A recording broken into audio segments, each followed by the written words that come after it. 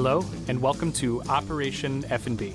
I'm Justin Green, your host, and thank you so much for joining me for episode 2.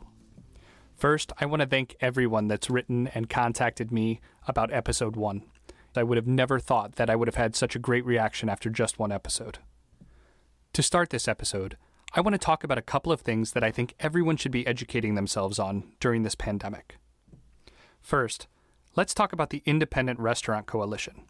They are trying to find a way to bridge what the PPP loan is not doing for us and what is needed for operators to survive in the future. 500,000 independent restaurants and 11 million jobs are on the brink of going away forever.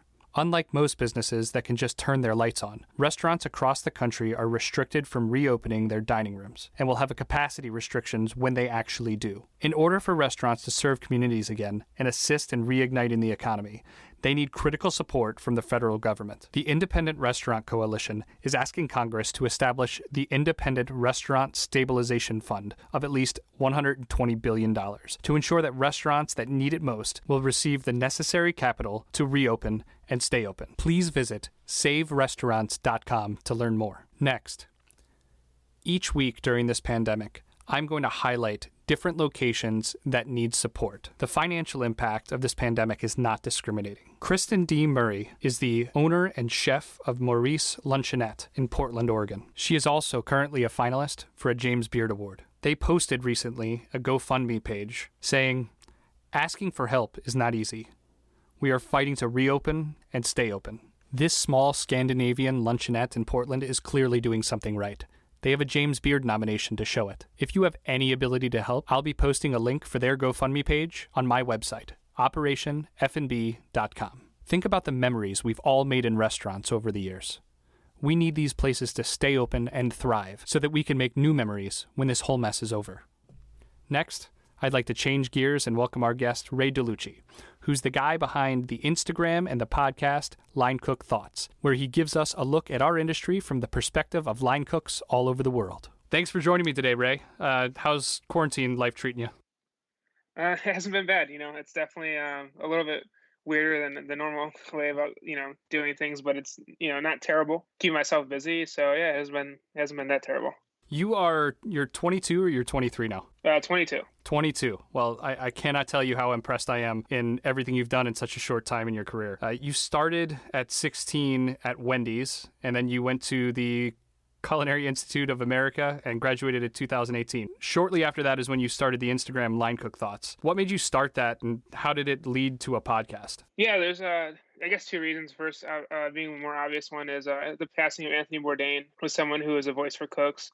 I remember I was in the Napa Valley for my last semester of college, and hearing he passed away that day, I remember just like I went to a market. I was doing a farm to table concentration in school, and we went to a market early in the morning. Then I came back and took a nap, and I woke up and the news had kind of came out that he had passed away. And I remember just like that whole day, just being like, wow, like this is like really intense to lose someone like him. So I mean, I guess that was an inspiration to have an outlet for cooks because there's a lot of people out there doing amazing things for cooks, but I just wanted to be a part of the movement of, keeping the voice of cooks alive. And then something that happened to me personally, and, it was a death of a close family friend, and just kind of realizing that life is short, and that whole perspective kind of made me want to do something impactful. And then it wasn't until a couple months later when I was in a cafe, just thinking about what I should be doing with my life, or at least how I can impact the industry. And that Line Cook Thoughts kind of started from that. And that's where it started as like an Instagram, which led to a podcast. And yeah, it's been pretty good. That's a incredible story. And you talked about Anthony Bourdain, and we know that situation and the connection that so many in the industry still have with him today. Mental health and anxiety awareness seem to be something that you're really passionate about. You've talked about it a lot on your podcast. Have you dealt with those things personally in your past? Yeah, definitely. And to this day, definitely anxiety is a big thing. Making small problems into big problems in your own head. I think during this time, a big struggle of mine personally has been, the time to actually sit down and think, and kind of going through things that have bothered me, or just making things up that aren't even real to worry about. Back when I was in college, I was working on the weekends, and I remember driving to and from work, I would get like really bad anxiety because it was like after work, after school, really tired, and like this like 35-minute drive home from work on like a Friday night at like midnight. That those drives would be like very anxious for me. And so, yeah, I mean, I've dealt with it. And so I definitely can relate to anyone who deals with it. And, just like talking to different cooks and talking to people and even peers and friends, it's something that our industry, I feel, struggles with a lot more than other industries. And I feel like it's not talked about enough. And, I don't see myself as like a psychiatrist or someone who, can diagnose anything or give medical advice. But if there's a way for people to feel a little bit more comfort in like sharing their stories and hearing mine, then that's why I'm so passionate about it on the podcast. And a lot of those discussions come up organically. I really don't go, I mean, my whole podcast formula is really much just kind of getting to know the person and then kind of letting the conversation go from there. I have a few points, but a lot of those conversations just come up kind of naturally. And, I think every chef faces it at some point, a little, form of anxiety or something that affects them day in and day out. And so, I mean, yeah, it's pretty important to kind of talk about it. Well, I think the honesty that you show when you're talking about those things is unbelievable and definitely helps people hear that they're not the only ones going through those things. I think along those lines, talked a little bit about Anthony Bourdain, and then we know our industry and drug use and alcoholism are a real issue within our industry. Do you think that in your experience and talking to others, that people who are susceptible to addiction are drawn to our industry? Or do you think that the stresses that our industry creates lead to addiction? I think it's interesting. I would say, I guess it's just both. I often hear that our industry is for, and this is something Anthony Bourdain would say a lot, is our industry is the misfits of the people who've been casted out of, having a normal job. But most people I know in the industry are smart, intelligent people who also fit into society. I don't really see the industry as like a bunch of misfits and outcasts. I can see where that perception comes from, but I do see mostly everyone holds value to society. And so I think it's just more so it's this culture of, working super hard. And I think there is a difference between hard work and then working to say you've worked hard enough to like hurt yourself. And I think we as a industry have made this culture that it's almost like a badge of honor to work yourself down to nothing. And I think what we're seeing now with this pandemic and what has opened up is that while it might be like for fine dining, for example, it might be something of ego. It's something great to have that experience, but for a lot of people, including myself at one point, it was what I wanted to do was to like burn myself out and get paid very little. And that's not like I don't think that it's a really good mindset to have, to get paid nothing and to want a life of poor living condition. But it's something for some reason that our industry has adopted. And so I think it's that being stuck in that can get a lot of people into trouble. And there's a lot of people that do live like that who aren't struggling with that, but there's definitely a lot of people that are. And I just don't feel like our industry has a lot of support in terms of trying to combat that.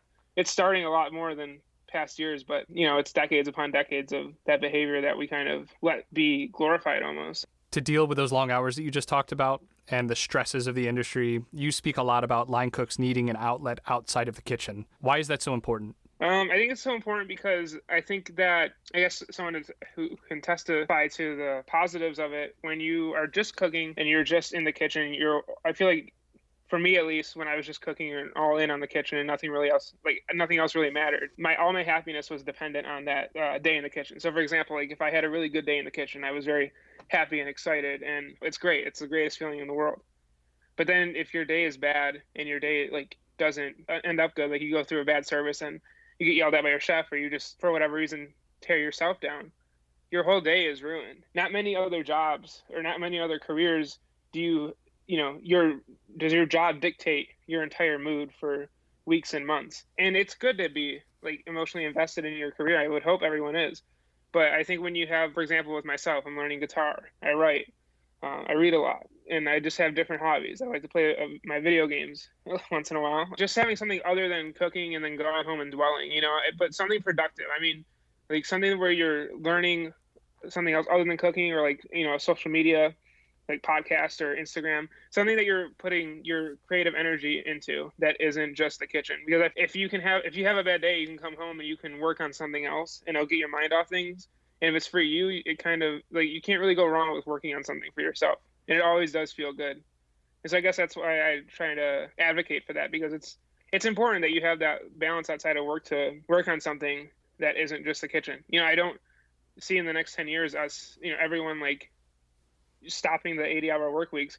But I do see a lot of more cooks during this time starting on Instagram and starting their own podcasts or YouTube pages. And I think that's great. I mean, that shows me that they're able to dedicate their time to something else and that they're realizing that their voice matters or what they like matters. I'm not sure if you recognize it or not, but you have become a mentor in your early 20s to a group in our industry that goes widely unheard. You have a saying, talking with cooks will save the world. Tell me what that means to you.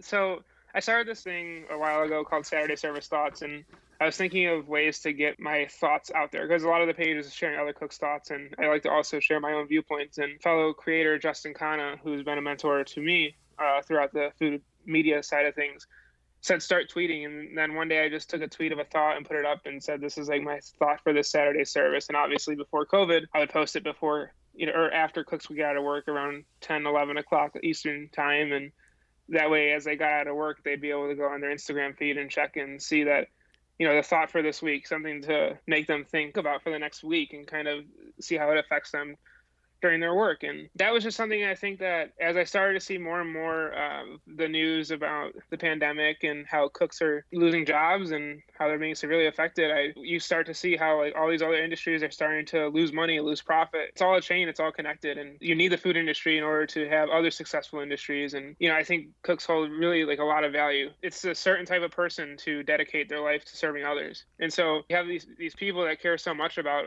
what they do. I mean, they're always working to make sure others are taken care of, and I feel like their thoughts will have a positive effect on the world if talked to. We all know that the James Beard nominations came out recently, and you have this vision of how you believe chefs and operators should be judged in the future. Tell me a little bit about that.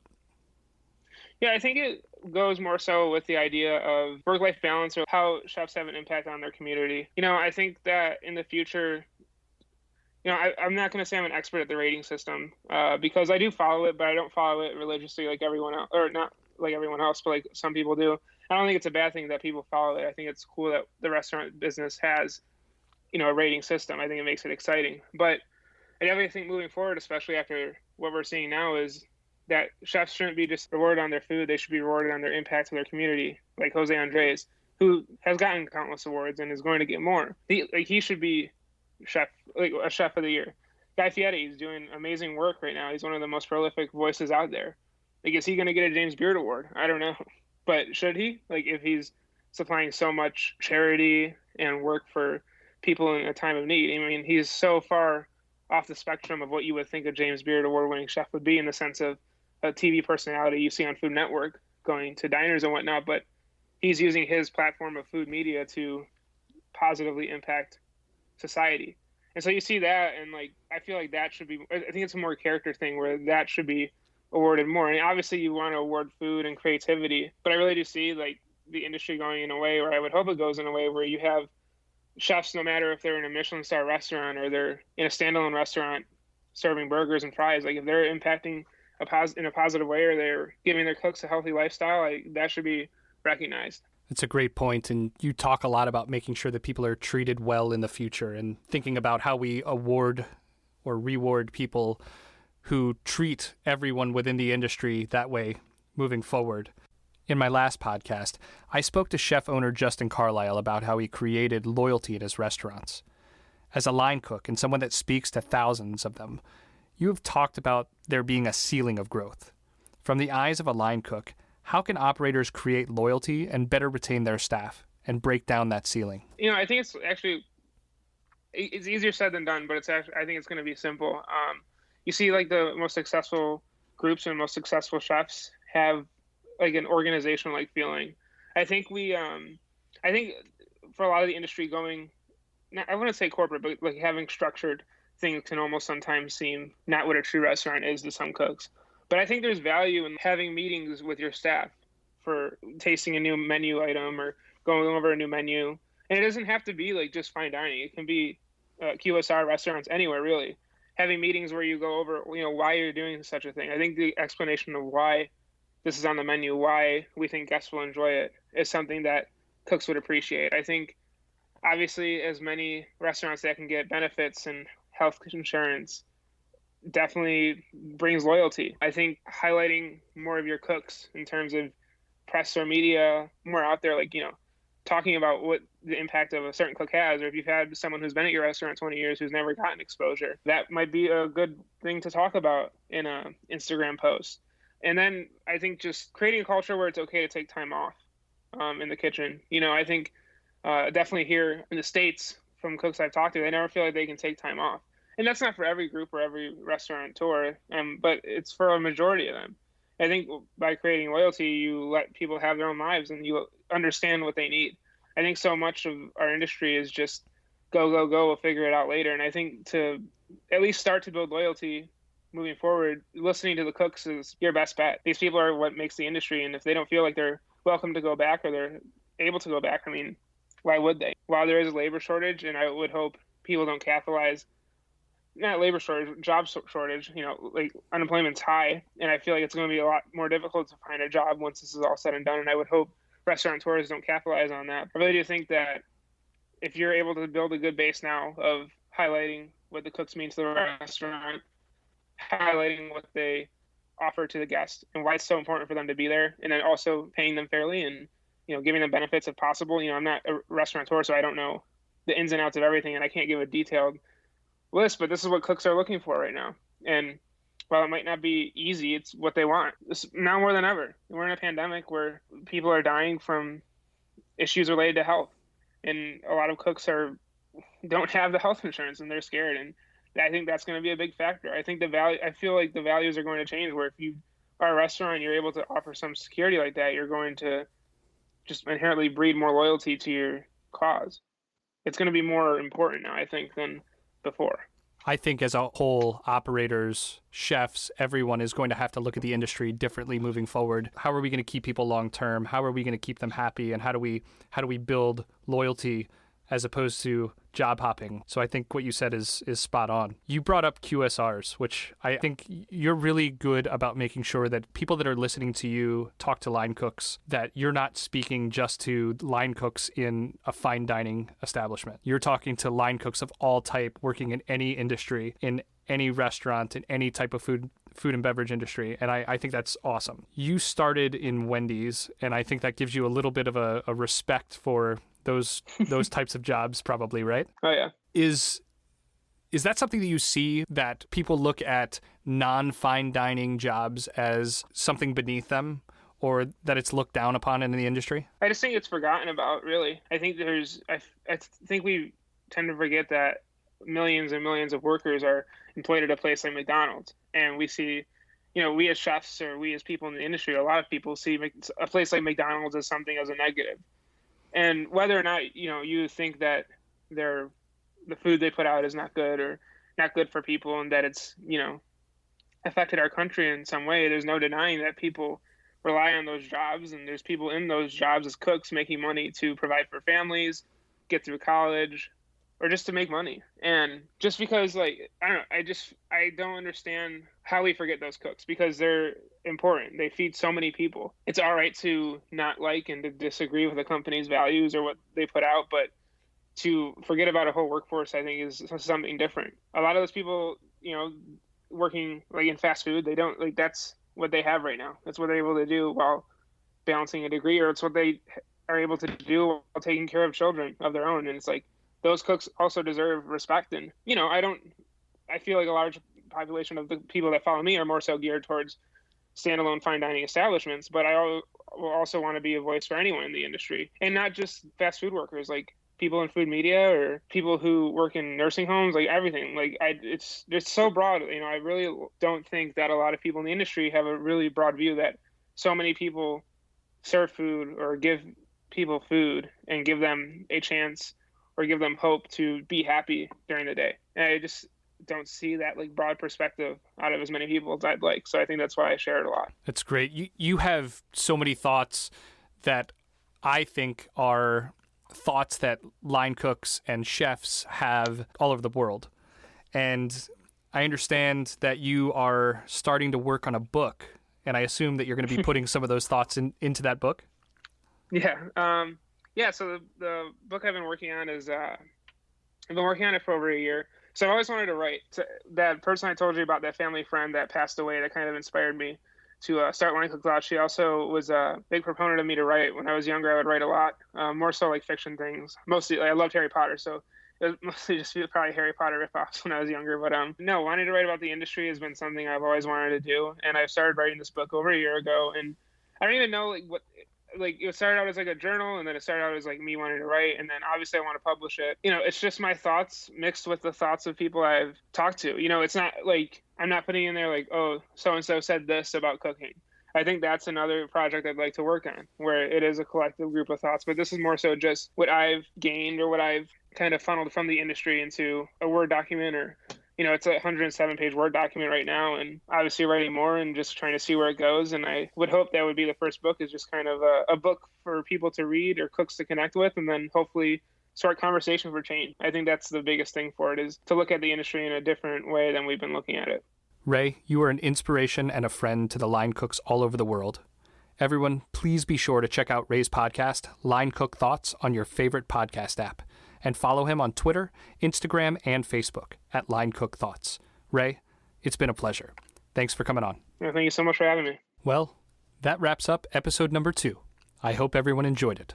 We've got a really great guest next week. Rob Gifford with the National Restaurant Association is going to be joining us. We're going to be talking about their blueprint for recovery, as well as what he thinks about the future of our industry. If you have any great ideas or want to talk to me about the show, reach out at operationfnb.com, and be sure to subscribe on your favorite podcast service to Operation F&B. Talk to you soon.